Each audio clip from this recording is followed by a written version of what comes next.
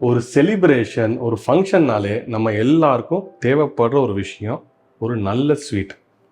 அதுவும் நம்ம ஊரில் சொல்லவே வேண்டாம். நம்ம ஒரு நல்ல விஷயம் ஆரம்பிக்கிறப்பயே நம்ம ஸ்வீட்டில் தான் ஆரம்பிப்போம். சின்ன குழந்தைங்க பெரியவங்க வரைக்கும் ஒரு விரும்பி சாப்பிட்ற ஸ்வீட்டை தான் நம்ம இன்றைக்கி பண்ண போகிறோம். ரொம்ப ட்ரெடிஷ்னல் ஸ்வீட்.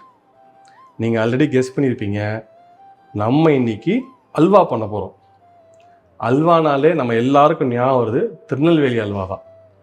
திருநெல்வேலி அல்வாவுக்கு ஒரு ஸ்பெஷல் ஹிஸ்ட்ரியே இருக்குது. நம்ம அதை அப்புறம் பார்க்கலாம்.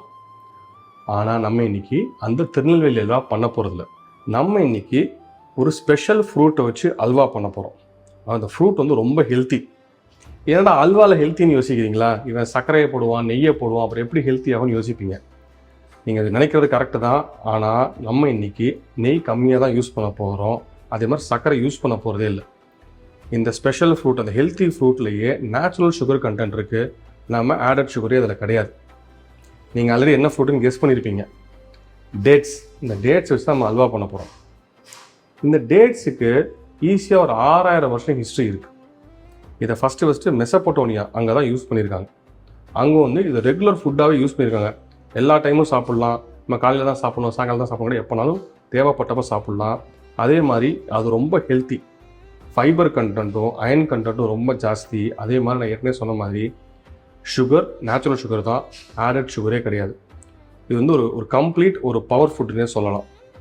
ரொம்ப இம்யூனிட்டி கம்மியாக இருக்குது, எனர்ஜியே இல்லை.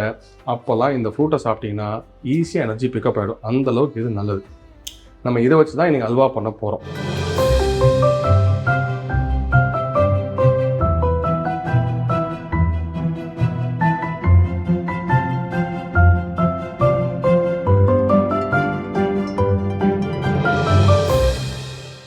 வெல்கம் டு என் சமையல் லெஜர் வித் வினோத்குமார். நான் இன்னைக்கு ஏற்கனவே சொன்ன மாதிரி ரொம்ப டேஸ்டியான இன்ட்ரெஸ்டிங்கான டேட்ஸை வச்சு ஒரு அல்வா பண்ண போகிறோம். இந்த டேட்ஸ் அல்வாக்கு என்னென்ன பொருட்கள் தேவைன்னு நம்ம பார்க்கலாம். பேரிச்சம்பழம் 1/2 கிலோ, வறுத்த கடலை 200 கிராம், நெய் 100 கிராம், ட்ரைடு ஆரஞ்சு பீல் 2, ஏலக்காய் 4, உப்பு 1 சிட்டிகை.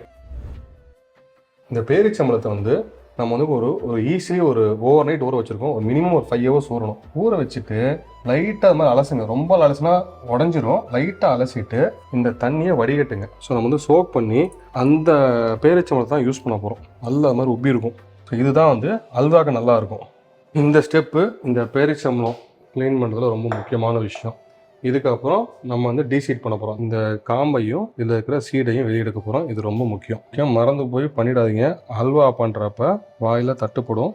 நீங்கள் ஊற வச்சதுனால அந்த சீடு எடுக்க ரொம்ப ஈஸி தான், ரொம்ப கஷ்டம்லாம் கிடையாது. கையிலேயே எடுக்கலாம். ரொம்ப குழப்பம் ஆயிடக்கூடாதுன்றதுக்காக கிட்ட கத்தியில் கட் பண்ணி எடுத்துருங்க.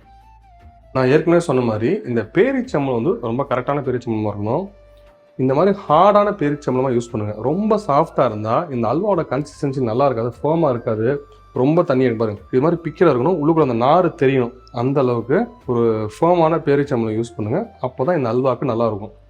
இந்த அல்வா பண்ணுறதுக்கு ஃபஸ்ட்டு இந்த கடலை, வேர்க்கடலை, இது உப்பு போடாத வேர்க்கடலை. உப்பு போட்டது வாங்கிடாதீங்க, அல்வாக்கு நல்லா இருக்காது. உப்பு போடாத வேர்க்கடலையை லைட்டாக நெய்யில் வறுக்க போகிறோம். வறுத்துட்டு இது ஆல்ரெடி ரோஸ்டட் தான். ஸோ நம்ம லைட்டாக தான் வறுக்க போகிறோம். இது வறுக்கிறப்ப ரொம்ப மைன்யூட்டாக ஒரு பிஞ்ச் உப்பு யூஸ் பண்ண போகிறோம். அப்போ தான் இந்த அல்வாவுக்கு இந்த என்ஹான்ஸ் பண்ணி கொடுக்கும், திகட்டாமல் இருக்கும்.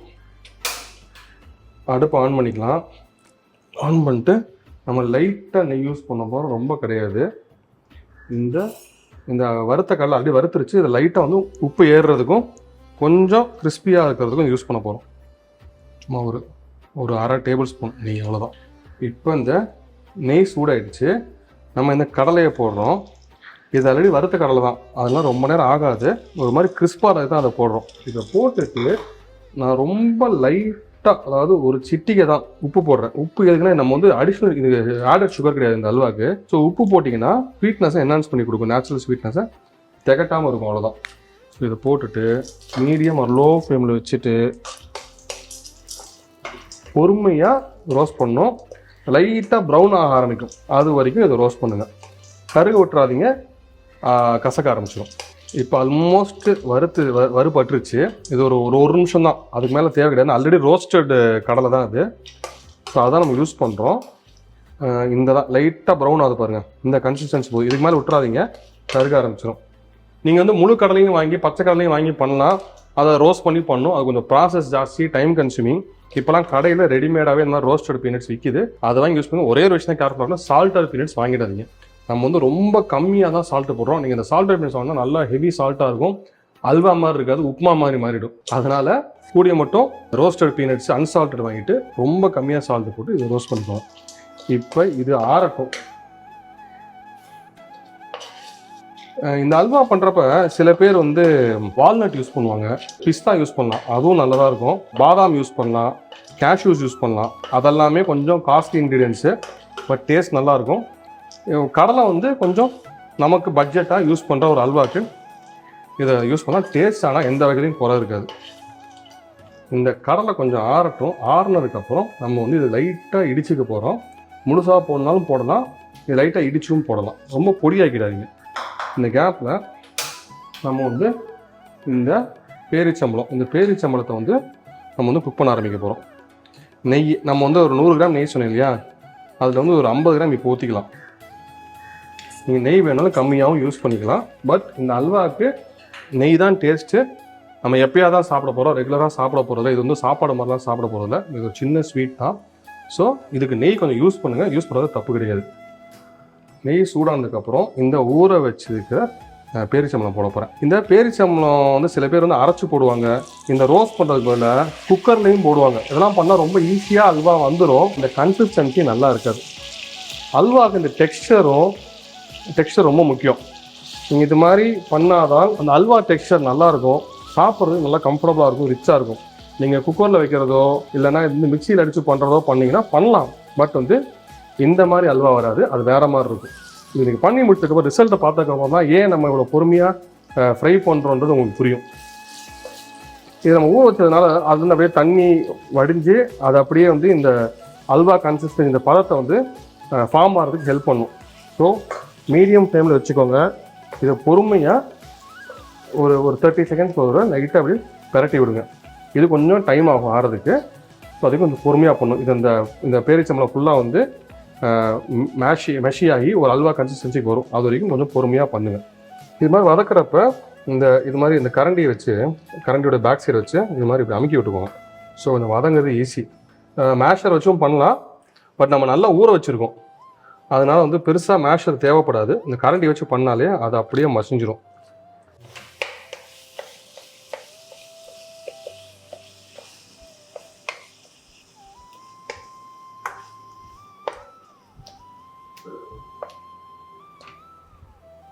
இந்த ஆறின கடலையை நம்ம வந்து இடிச்சுக்க போகிறோம்.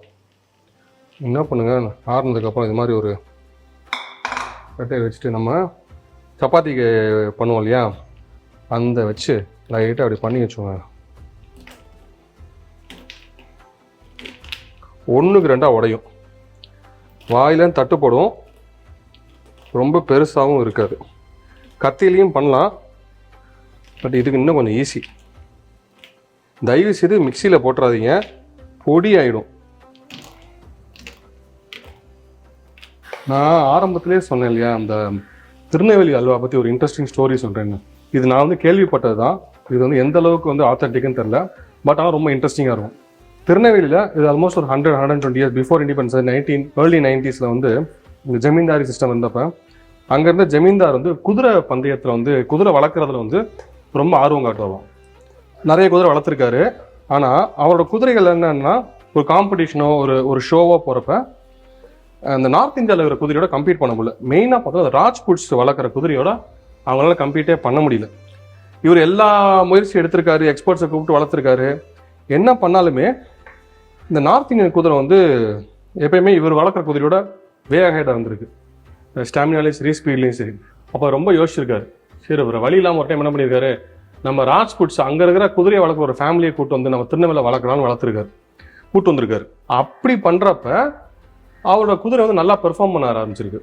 என்னடா ரகசியம் இது, எப்படா அவங்க வந்து வளர்க்குறாங்க, குதிரை இவ்வளோ பெர்ஃபார்ம் பண்ணுது அப்படின்னு யோசிக்கிறப்ப ஒரு சிம்பிள் விஷயம், என்னன்னா அவங்க கொடுக்குற தீவனம். அவங்க என்ன பண்ணியிருக்காங்கன்னா அந்த கோதுமையை ஊற வச்சு 2-3 நாள் ஊற வச்சு அதை நல்லா ஆட்டி அந்த புண்ணாக்கு இருக்கு இல்லையா, அந்த புண்ணாக்கை தான் வந்து குதிரை கொடுத்துருக்காங்க. அந்த புண்ணாக்கை சாப்பிட்டதெல்லாம் வந்து அவங்க பயங்கர ஸ்டாமினா வந்திருக்கு, பவர் வந்திருக்கு. இந்த கோதுமையை 2-3 நாள் ஊற வச்சு அரைச்சி எடுக்கிறாங்க இல்லையா அந்த பால், அதை வந்து தூர போட்டிருக்காங்க. ஒருத்தர் என்ன பண்ணிருக்காங்க, அதை தூர போட மறந்துட்டாங்க. அந்த சட்டியில் கண்டெய்னர்லேயே அந்த பால் அப்படியே இருந்திருக்கு. ஓவர் என்ன இருக்குன்னா அந்த செடிமெண்ட் ஃபுல்லாக கீழே வந்து ஒரு மாதிரி ஜெல்லி ஃப்ளேவரில் கீழே வந்து தண்ணி மட்டும் மேலே இருந்திருக்கு. அந்த தண்ணியை வேலை கொட்டுறப்ப கீழே அப்படி இந்த செடிமெண்ட் இருந்திருக்கு. ஆஹா, இதெல்லாம் புது விஷயமா இருக்குது, இது கண்டிப்பாக நியூட்ரிஷியஸாக இருக்குன்னு சொல்லிட்டு அதை வச்சு ஒரு ஸ்வீட் பண்ணலான்னு யோசிச்சு ஸ்வீட் பண்ணியிருக்காங்க. ஸோ வந்து இந்த கோதுமை அல்வா, அதாவது அந்த திருநெல்வேலி அல்வான்றது மெயின் டிஷ்ஷாக உருவாக்கின விஷயம் கிடையாது. ஒரு பை ப்ராடக்ட், தூக்கி போட வேண்டிய ஒரு குப்பையிலேருந்து உருவாக்கின ஒரு ஸ்வீட்டு தான் இன்னைக்கு வந்து உலகத்தையும் ஆண்டுட்டு இருக்கு. அல்வான்னு சொன்னாலே எல்லாருக்கும் திருநெல்வேலி அல்வா வந்து ஞாபகம் வரும். அந்த அளவுக்கு வந்து ஃபேமஸ். ஆனால் என்னன்னா அதில் என்ன விஷயம்னா it was a byproduct, ஒரு மெயின் டிஷ்ஷே கிடையாது. ரொம்ப ஃபன்னியாக இருக்குல்ல, எது எப்போ ஃபேமஸ் ஆகும்னு நமக்கு தெரியாது. இப்போ இந்த அல்வா வந்து ஆல்மோஸ்ட் நமக்கு வந்து அல்வா இந்த நல்ல கன்சிஸ்டன்சி வந்துருக்கு, உங்களுக்கு பார்த்தாலே தெரியும். அப்படியே திரண்டு வருது. இந்த நெய் வந்து வெளியில் கக்கி இது அப்படியே திரண்டு வருது. இந்த ஸ்டேஜில் நம்ம இந்த இடித்து வச்சுருக்கோம் பார்த்தீங்களா இந்த கடலை, இதை போட போகிறோம். நான் ஏற்கனவே சொன்ன மாதிரி இந்த கடலைக்கு பதிலாக நீங்கள் வால்நட் யூஸ் பண்ணலாம், அப்புறம் வந்து பாதாம் யூஸ் பண்ணலாம், பிஸ்தா யூஸ் பண்ணலாம், முந்திரி பருப்பு யூஸ் பண்ணலாம். பட் இந்த கடலை வந்து பட்ஜெட் ஃப்ரெண்ட்லி அண்ட் பயங்கர ஹெல்த்தியும் கூட. இதை போட்டுட்டு ஒரு பெரட்டிடலாம். உங்களுக்கு வேணும்னா கடலையோட குவான்டிட்டியை கம்மி பண்ணிக்கலாம். ரொம்ப கடலை ஃப்ளேவர் எனக்கு பிடிக்கல அப்படின்னா கடலை குவான்டிட்டியை நம்ம வந்து 200 கிராம் யூஸ் பண்ணியிருக்கோம் இல்லையா, ஒரு 100 கிராம் 150 கிராம் கூட நீங்கள் யூஸ் பண்ணலாம். நெய் எதுக்கு யூஸ் பண்ணுறோம் பார்த்தீங்களா, இங்கே பார்த்துங்க கரண்டியில் வந்து இது ஒட்டுது. இதுக்கு தான் வந்து நம்ம நெய் யூஸ் பண்ணணும். இதுக்கு வந்து ஒட்டாமல் வரணும். நெய் கொஞ்சம் தாராளமாக யூஸ் பண்ணிங்கன்னா இது ஒட்டாது. இங்கே இந்த பேலன்ஸ் ஆல்ரெடி நம்ம ஒரு 50 கிராம் யூஸ் பண்ணியிருக்கோம். பேலன்ஸ் இருக்கிற நெய்யும் இங்கே போடுறேன். நான் ஏற்கனவே சொன்ன மாதிரி நீங்கள் நெய் கம்மியாகவும் யூஸ் பண்ணலாம். பட் அல்வா நம்ம எப்படியா தான் சாப்பிட்ற ஒரு பொருள், ஒரு ஃபங்க்ஷனு ஒரு செலிப்ரேஷன் தான் சாப்பிட போகிறோம். அதனால் கொஞ்சம் நெய் யூஸ் பண்ணுங்கள். அந்த அல்வாவுக்கு நெய் ரொம்ப முக்கியம். இப்போ நெய் ஊற்றிருக்கு இல்லையா, இது வந்து நல்லா அப்சர்வ் பண்ணி திருப்பி வெளியில் வரும். அது வரைக்கும் கொஞ்சம் வெயிட் பண்ணுவோம். இந்த கேப்பில் நம்ம என்ன பண்ண போகிறோம்னா ஏலக்காயில் 4 ஏலக்காய் நல்லா பொடி பண்ணி வச்சுக்கோங்க. நீங்கள் வந்து அந்த பவுடரும் யூஸ் பண்ணலாம், இல்லைன்னா முழு ஏலக்காயும் இது மாதிரி பொடிச்சிக்கலாம். அவ்வளோதான். இந்த ஏலக்காவையும் பொடி பண்ண ஏலக்காவையும் உள்ளே போட்டுருங்க. நீங்கள் ஏலக்காய் பொடியாகவும் எடுத்து யூஸ் பண்ணலாம். கடைசியாக இது வந்து ஆப்ஷனல் தான். இந்த ஆரஞ்சு இருக்கு இல்லையா, இது ரொம்ப இன்ட்ரெஸ்டிங்கான ஒரு ஃப்ளேவர் கொடுக்கும் இந்த டேட்ஸ் அல்வாக்கு. இது ஒன்றும் இல்லை, இது வந்து ஆரஞ்சை கட் பண்ணி காய வச்சுருக்காங்க. அந்த டூட்டி ஃப்ரூட்டி இருக்குன்னு அதே மாதிரி தான் ஆரஞ்சு வந்து காய வச்சு சுகர் கோட்டிங் கொடுத்து காய வச்சுருக்காங்க. இது வந்து எல்லா சூப்பர் மார்க்கெட்டில் கிடைக்கும், இந்த நட்ஸ் கடையிலலாம் ஈஸியாக கிடைக்கும். இது வந்து ஆப்ஷனல் தான். இது என்னென்னா ஒரு டிஃப்ரெண்ட் ஃப்ளேவர் கொடுக்கும். இது வந்து நல்லா பொடியாக நறுக்கிக்கோங்க. இந்த டூட்டி ஃப்ரூட்டி சைஸ் இருக்கும் இல்லையா, அந்த சைஸுக்கு இதை நறுக்கிக்கோங்க. ரொம்ப பெருசாக இருந்துச்சுன்னா நல்லா இருக்காது.